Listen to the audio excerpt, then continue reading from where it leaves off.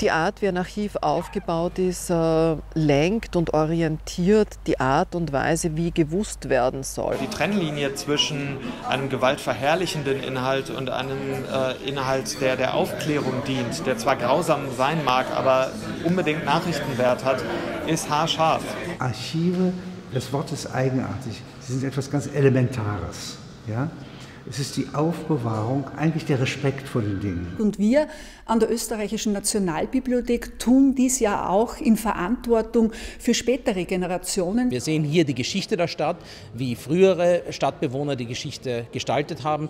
Das liegt für die nächsten Generationen in eurer Hand.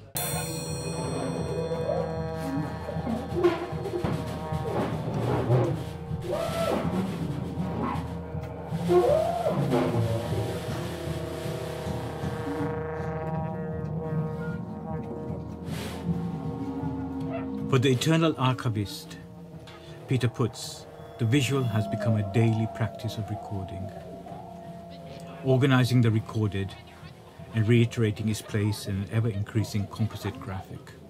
Und du kennst das Problem mit der Digitalisierung, da hat man also auch gedacht, jetzt ist alles für die Ewigkeit bereit. Na, es stellt sich heraus, es ist nicht so.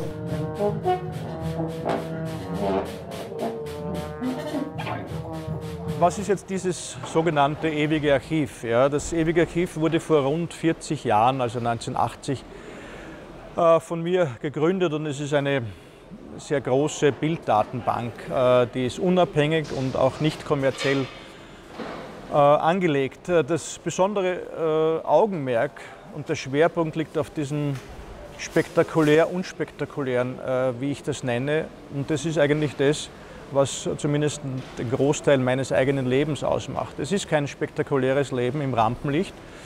Und ich habe auch nicht unglaublich fantastische Prominentenerlebnisse, sondern es ist der Versuch eines Einzelnen in einer Art von Selbstversuch, über Welt nachzudenken.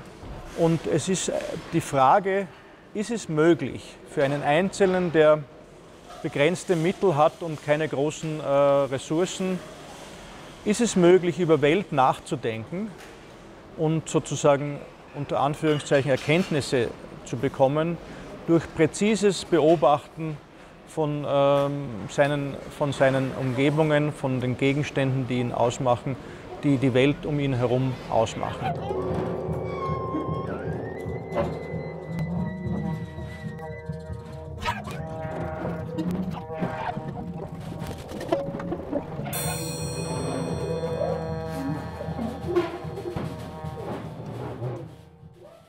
Heiner Müller hat einmal formuliert, das eigentlich Poetische ist Sammeln. Und die Brüder Grimm beispielsweise, die dichten ja die Märchen nicht selbst, sondern sie sammeln sie ein, bevor sie untergehen, von den letzten Restgroßmüttern oder Frauen in Kasseler Häusern, in hessischen Häusern. Ja. Das sind übrigens alles Französinnen. Ja. Und es sind eigentlich französische Märchen, die hier jetzt von Hugenottinnen rübergebracht sind. Flüchtlingsmärchen. Und die sammeln sie auf. Und das ist im Grunde eine poetische Tätigkeit, das ist die Basis.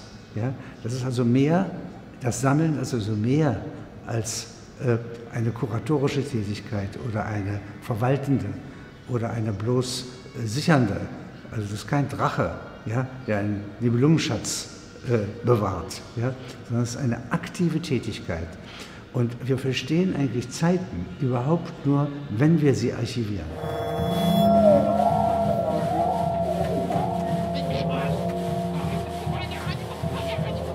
Die Die österreichische Nationalbibliothek ist ein identitätsstiftendes Symbol Österreichs und seiner Geschichte. Sie ist die herausragende Gedächtnisinstitution dieses Landes. Sie ist ein sehr dienstleistungsorientiertes Forschungs- und Informationszentrum und sie ist auch ein sehr vielfältiges Kultur- und Bildungszentrum.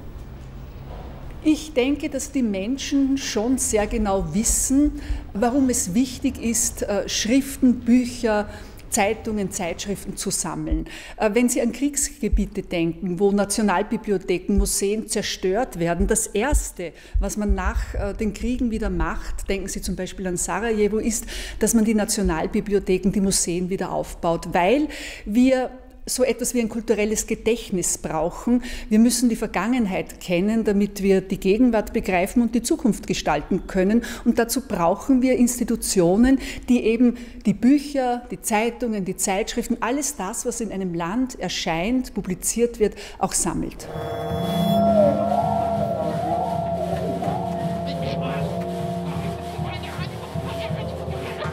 Wir sind das Museum der Wiener und Wienerinnen. Wir haben viele Touristen hier und das freut uns natürlich, und das Gros unserer Besucher und Besucherinnen sind die Stadtbewohner.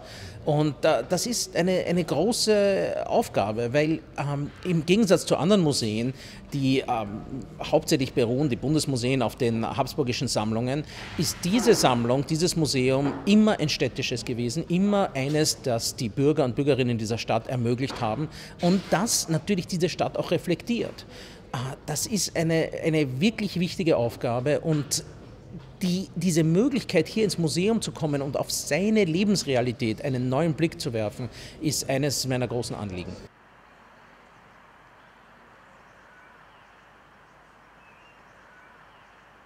Der Nordbahnhof war im 19. Jahrhundert einer der wichtigsten Ankunftsbahnhöfe, wo sehr viele Juden und Jüdinnen aus Galizien angekommen sind in Wien und hier dann auch zugezogen sind, eine Zukunft sich aufgebaut haben, die für sie sozusagen eine andere oder neue Zukunft war. Das, was man heute unter dem stadtforscherischen Begriff der Arrival City fassen würde. Und während des Zweiten Weltkriegs, also ich mache jetzt einen Sprung von über 100 Jahren, während des Zweiten Weltkriegs war diese Infrastruktur des Bahnhofs eine Deportationsinfrastruktur des nationalsozialistischen Terrorregimes, wo ab 1941 und dann vermehrt zwischen 1943 und 1945 Deportationen nach Auschwitz stattgefunden haben. Im Dokumentationsarchiv des österreichischen Widerstands befinden sich Unterlagen dazu, vor allem die Tagesberichte der Gestapo, aus denen man sehr genau und minutiös den Alltag der Deportation recherchieren wird können. Im Unterschied zu den Massendeportationen, die vom Aspang-Bahnhof stattgefunden haben, die auch schon aufgearbeitet worden sind, wird man hier durch die historischen Recherchen herausfinden können, was die Gestapo aufgezeichnet hat über die einzelnen Deportierten. Sie greifen zurück auf die Dokumente der Gestapo, die eben wie viele Bürokratien Dokumente hinterlassen hat.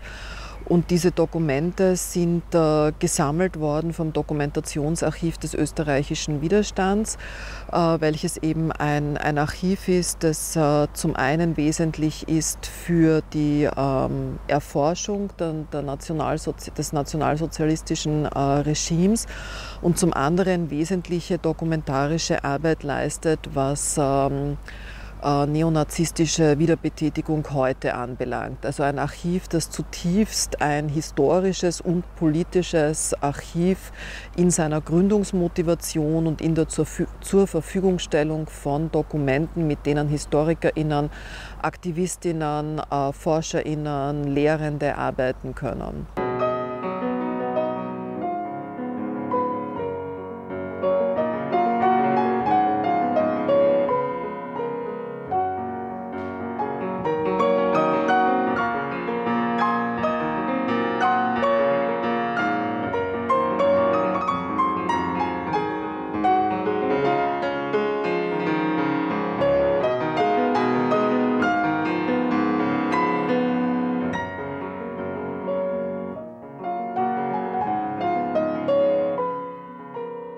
Sehen Sie, ich habe meinetwegen als 13-jähriger Junge unter einem Bombenteppich gelegen mit meiner Familie. Ja? Die Eindrücke sind verwirrend. Man hat Angst. Ja? Und man ist unglaublich froh, wenn man dann dem Feuersturm in der Stadt entkommt. Und eine ganze Badeanstalt war zwischen uns, ja, und der brennenden Stadt. Und gleichzeitig verstanden haben wir gar nichts. Und 30 Jahre später habe ich dann versucht zu verstehen und aus Anlass des Todes meines Vaters, also eines ganz anderen Ereignisses, da geht nicht eine Stadt unter, sie wird auch nicht bombardiert, sondern mein Vater stirbt. Ja, nicht? Und das hat das so ausgelöst, dass ich mich sehr intensiv und auch theoretisch damit befasst habe, was es bedeutet, wenn eine Industrieanlage, Bombenflugzeuge sind ja industrielle Anlagen, Zerstörungsmaschinen, ja, und die werden zum Fliegen gebracht. Das hätte sich Daedalus und Ikarus so nicht vorgestellt. Und dieses, was hier als Gewalt von oben kommt, ist heranfliegende Geschichtsmasse. Ja? Und was unten in den Kellern sitzt, ist ebenfalls geschichtlich. Ja? Denn unsere menschlichen Körper sind ja sehr alt. Ja? Und hier treffen zwei Äonen quasi aufeinander, zwei Erfahrungsmassen. Und das geschieht 1945 und es geschieht in Aleppo wieder in Syrien. Und das sind Subtexte, das sind Verbindungen, ja, die kenntlich gemacht werden müssen. Und eine Form des Archivierens ist zum Beispiel das Schreiben von Karten. Ja? Ich bin ein Landvermesser, heißt es bei Kafka. Ja? Und so heißt es auch im Buch von Heiner Müller. Und dieses Landvermessen ist die Grundform erstmal, ja? Dass man Dinge, Orte, Zeiten, Menschen, Geschichte, ja? So aneinander reiht, dass sie archivfähig sind. Ja? Delete, ignore. Companies decide what can stay up and what must be taken down. Delete. Outsourcing should be disturbing to people in democratic societies. Daily quota mo na pictures nasa 25,000. If you commit one mistake, it could trigger killing one's life.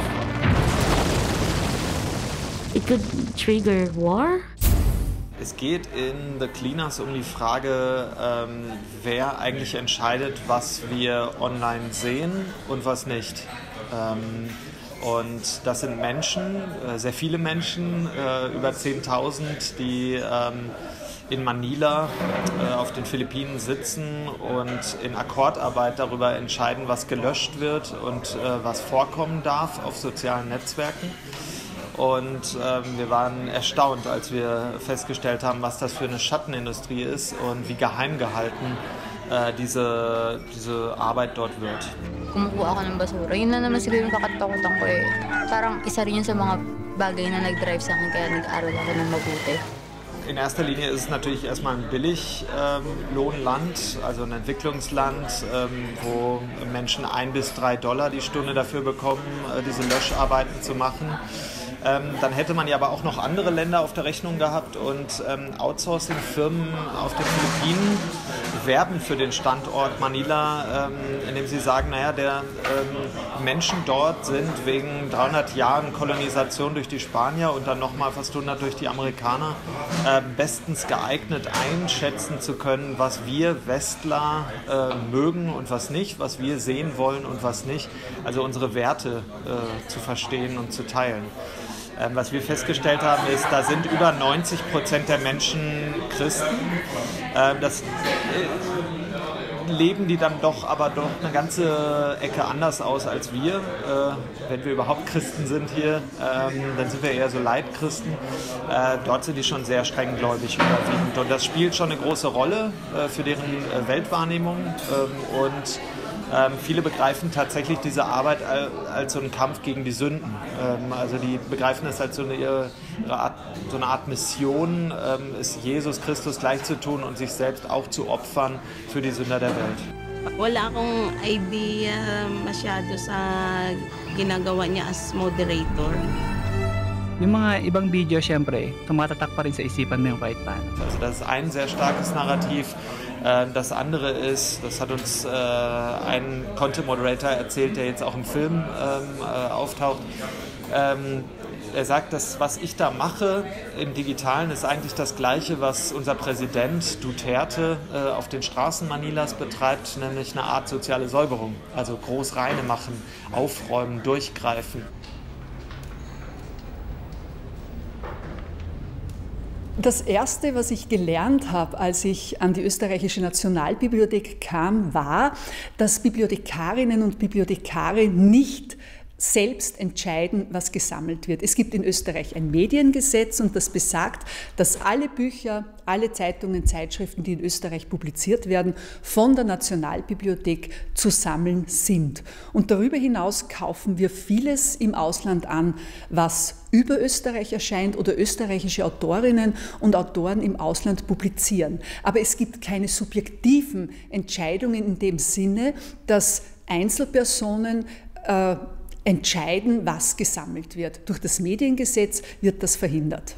Solange das Mediengesetz so lautet, wie es jetzt lautet, dass nämlich alles zu sammeln ist, kann man keinen Einfluss nehmen. Da müsste man das Gesetz ändern oder da müsste auch eine demokratische Gesellschaft zugrunde gehen.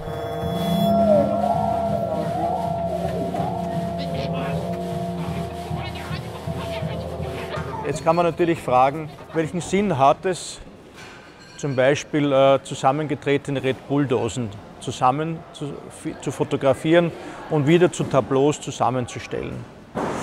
Das ist natürlich eine berechtigte Frage. Die andere Sache, die Antwort darauf könnte sein, dass es ein Anlass ist, darüber nachzudenken, wie Welt funktioniert zum Beispiel. Diese Red Bull-Dose oder diese Dose, die am Boden liegt, zusammengequetscht, ist eine von möglicherweise 5 Milliarden Dosen, die pro Jahr produziert werden. Und das ist möglicherweise ein gigantisches Aluminiumgebirge. Und so wie wir mit diesen Ressourcen umgehen, so entsprechend schaut auch die Welt aus. Es ist ein Nachdenken über die Welt. Und es ist die Frage, ob es möglich ist, sozusagen durch präzises Anschauen von Welt, von Gegenständen, die um mich herum sind, etwas so wie Orientierung zu finden.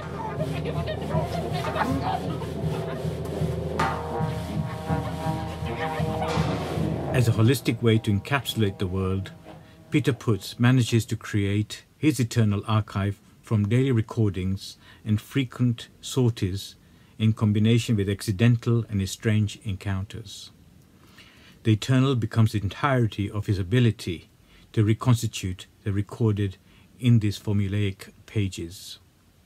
Pages that often contain 4 or 5 images from a constituted situation that can range from a studio visit or a visit to a florist or further afield studies as a tourist.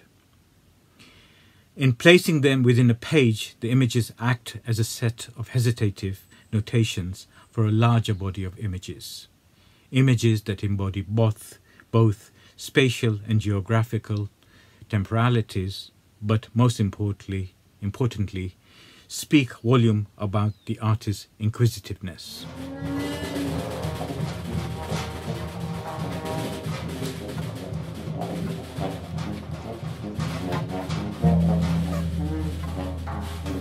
Ja, das ist ein Problem aller Künstler und es gibt verschiedene Strategien, dem entgegenzuwirken, nämlich dem Verfall und dem Vergessenwerden. Es ist einfach die Erkenntnis, dass wir halt endlich sind und dass unsere Werke endlich sind. Das ist ein großes Dilemma für jeden Menschen und auch für den Künstler.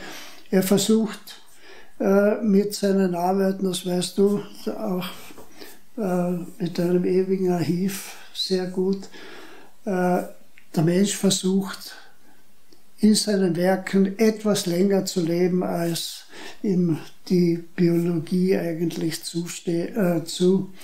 erkennt. Und irgendwann einmal ist alles weg. Man versucht einfach sozusagen den Tod hinauszuschieben, das Leben sozusagen zu verlängern. Und viele Künstler machen das, indem sie versuchen, ihre Werke in wichtigen Museen unterzubringen, weil sie glauben, dass sie dort dann zwar die meiste Zeit im Depot oder in einem Ruhedepot zubringen werden müssen. Aber halt alle 10 Jahre kommen sie mal sozusagen in eine Ausstellung und werden wieder gezeigt. Das Sammeln an sich ist am besten repräsentiert in unserem riesigen Depot, das in Himberg ist. Wir haben ja weit über 1 Million Objekte in der Sammlung der Stadt Wien. Die Öffentlichkeitswirksamkeit und die Auswirkung auf das kollektive Bewusstsein passiert hauptsächlich durch das Ausstellen. Und da geht es wirklich darum, einerseits Ausstellungsthemen zu setzen, die aktuell sind, die relevant sind, die politisch sind und durch die Tausenden und Zehntausenden Besucher und Besucherinnen hier Bewusstsein zu schaffen. All das, was in österreichischen Verlagen noch analog erscheint, also alle physischen Bücher, alle physischen Zeitungen, werden von uns auch in dieser Form gesammelt. Wir haben aber vor einigen Jahren eine Novelle zum Mediengesetz umsetzen können, die es uns auch erlaubt oder die uns auch verpflichtet, sogenannte Born Digital Medien zu sammeln. Gerade im wissenschaftlichen Bereich wird ja mittlerweile vieles nur mehr online publiziert. Auch das sammeln wir mittlerweile. Und wir haben auch im Mediengesetz untergebracht, dass wir auch das österreichische Web archivieren, also all das, was auf der AT-Domain erscheint. Das tun wir zwar nicht jeden Tag, sondern wir gehen alle 2 Jahre mit einem sogenannten Crawl über die AT-Domain und sammeln all das, was an diesem bestimmten Tag sich auf dieser Domain befindet. Putz's Eternal Archive releases and sporadically emits in the form of booklets, publications, films and videos, as well as photographic works for a public which is never sure of its ambition or how its contents are to be managed as it circulates in the field between documentary and fine art photography, between diaries and voyeurism.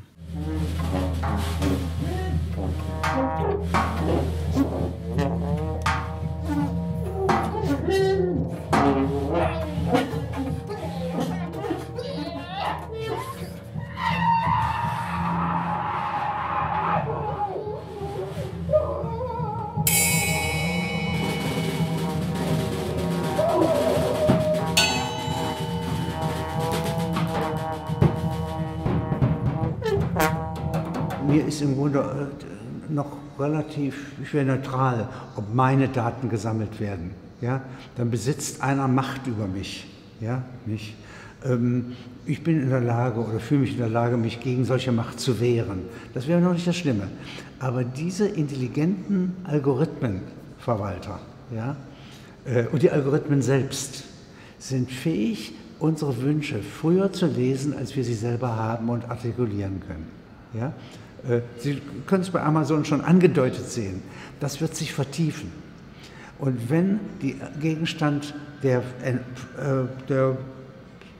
Entfremdung, der Inbesitznahme durch Fremde, ja, nicht nur meine Arbeitskraft ist, das wäre Arbeiter, ja, sondern meine Libido, meine Denkfähigkeit, meine Wünsche, die subjektive Seite, ja, dann ist das eine Veränderung in der Intensität.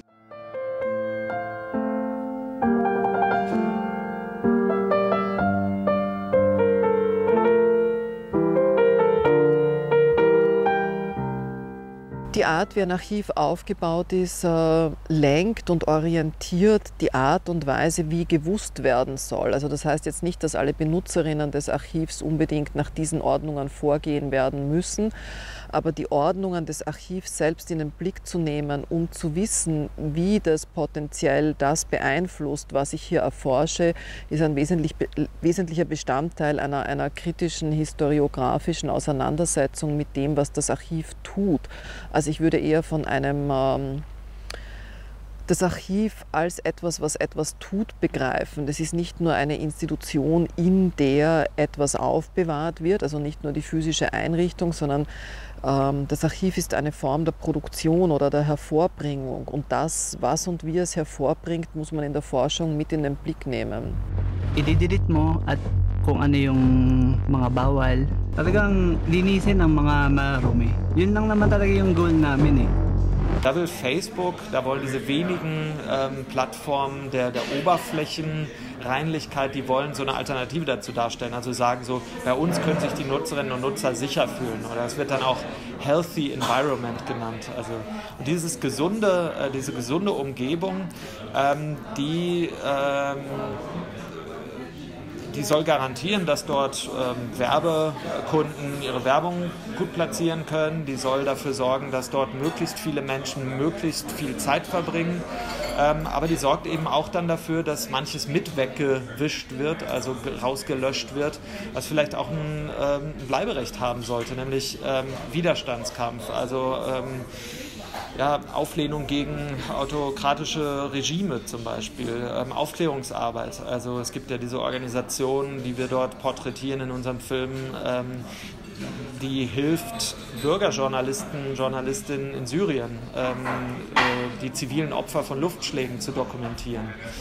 Und wenn so etwas dann einfach mit entfernt wird, weil es als zu grausam angesehen wird oder weil es in der Geschwindigkeit, in der sie dort diese Löscharbeiten machen, fälschlicherweise als gewaltverherrlichend eingestuft wird, dann geht ganz viel verloren von dem utopischen Potenzial dieser sozialen Netzwerke als eine Alternative zum Mainstream, zu Journalismus auch.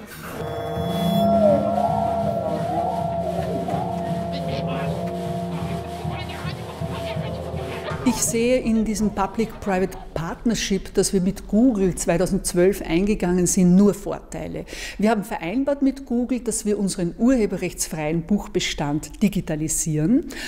Es sind insgesamt 600.000 Bücher und wir werden dieses Projekt heuer 2018 im Herbst abgeschlossen haben, darunter auch alle 200.000 Bücher, die sich in unserem wunderschönen Prunksaal befinden, Bücher, die zwischen 1500 und 1850 erschienen sind. Für mich ist das ein riesiger Schritt, dass alle Menschen, so sie einen Internetzugang haben, von jedem Ort der Welt aus zu jeder Tages- und Nachtzeit in diese Bücher hineinlesen können. Das ist Demokratisierung des Wissens und hat aus meiner Sicht nur große Vorteile.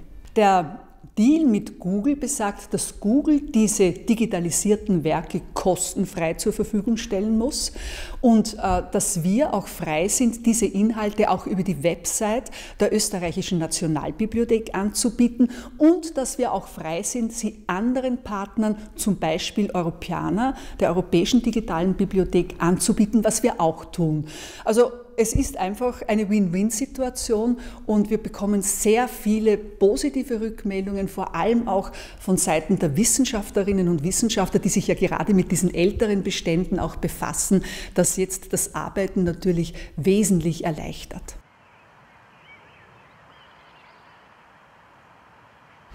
Also ich denke, das ist die große Frage, vor der im Moment sehr viele europäische und außerhalb von Europa befindliche Institutionen sich befassen.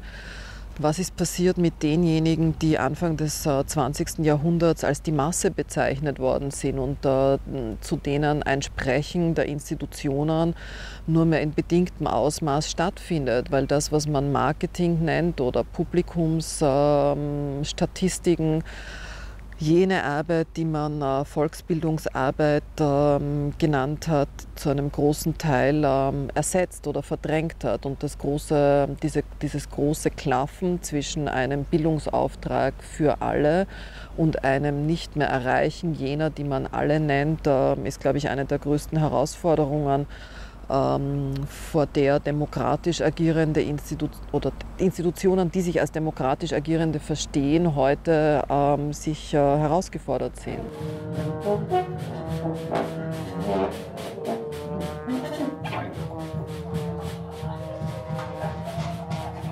The Eternal Archive is a turbulent entity, for it never sits entirely comfortably anywhere, ensuring it as a cult status in these remarkable times, where in the click of a moment or at a moment's command, a vast amount is arranged before us by search engines, limiting our horizons by dictating our visual range as an algorithm.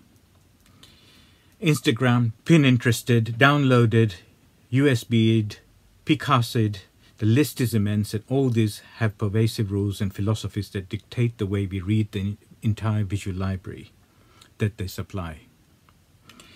These rules are often based on security, or erstwhile on how subjects inhabit truth or imply power over the body or society. Truths create a pool of knowledge in these zones of contact, and we, as viewers, become virtual subjects of visual lands, possessed by all the experiences that we share, becoming familiar with what is offered as much as by what is repudiated.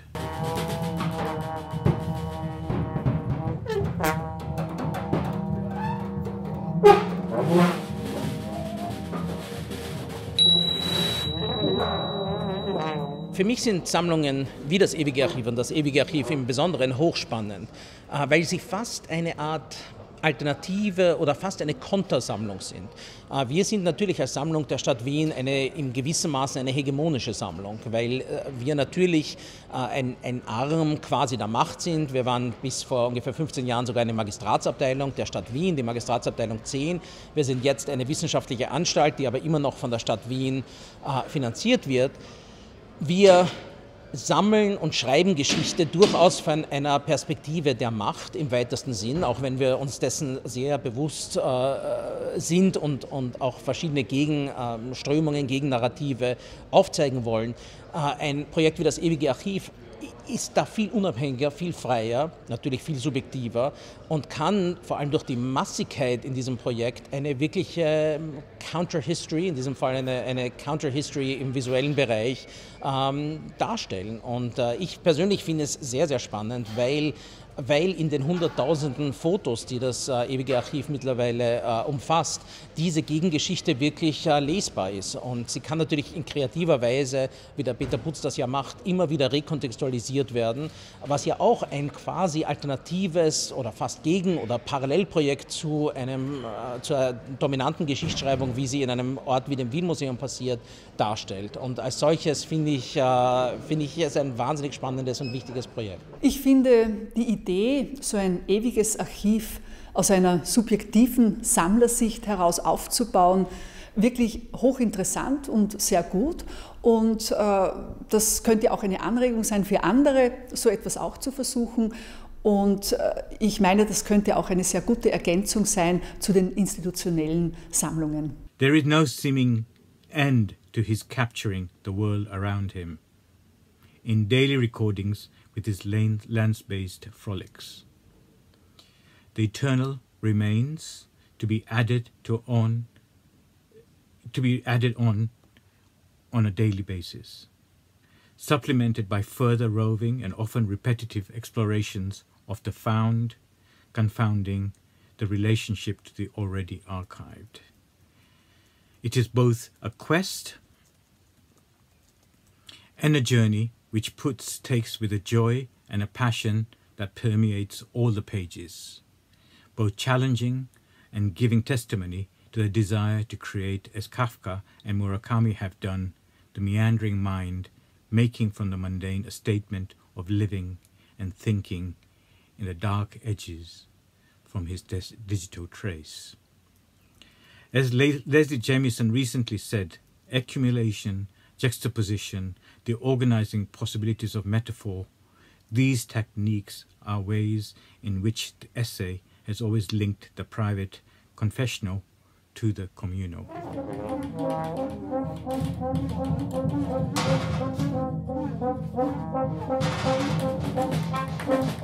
Ich sehe mich als Sammler insofern, als dieses ewige Archiv im Titel ja schon diese Unmöglichkeit hat. Ja? Das ewige Archiv ist ja ein völlig vermessener Begriff, wo jedem klar ist, das kann er nicht machen, ja? Das gibt es nicht. Ja? Es ist so die maximale Vorgabe minimal einlösen, könnte man fast sagen. Ne? Das ist eine Utopie, die nie Realität werden kann, weil ich in dem Sinne ein kleines Menschlein bin, das früher oder später, so wie viele andere auch, oder möglicherweise alle, sterben wird. Und einer der Sprüche, die mich besonders irgendwie erheitern und antreiben, ist von einem deutschen Schriftsteller, den ich auch sehr schätze. Das ist der Herbert Achternbusch. Der hat gesagt, du hast keine Chance, aber nütze sie.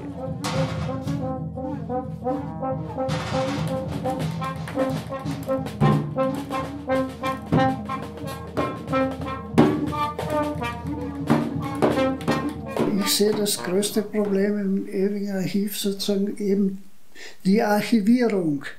Der Titel verweist schon auf die große Problematik und ja, also am längsten hält sozusagen der Ausdruck und nicht die digitalisierte Verdatierung. Also du musst für dein ewiges Archiv einfach die Aufbewahrungsart suchen, wählen, finden, die halt am ehesten diesem Namensgebung gerecht wird.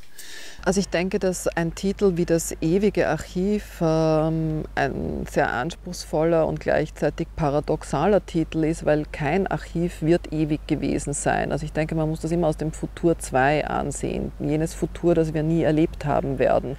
Aber von dem aus rückblickend man immer nur sagen wird, es wird alles vergänglich gewesen sein. Und diesen Anspruch zu stellen, dass es etwas gibt, was über diese Vergänglichkeit hinausgeht, ist sozusagen eine jener Paradoxien, die einen dazu bringt, über das nachzudenken, was beides ermöglicht, die Vergänglichkeit und das Ewige, nämlich die Zeit. Also die Zeit macht ja beides, sozusagen die Vergänglichkeit produzieren, aber auch die Vorstellung von Ewigkeit erzeugen.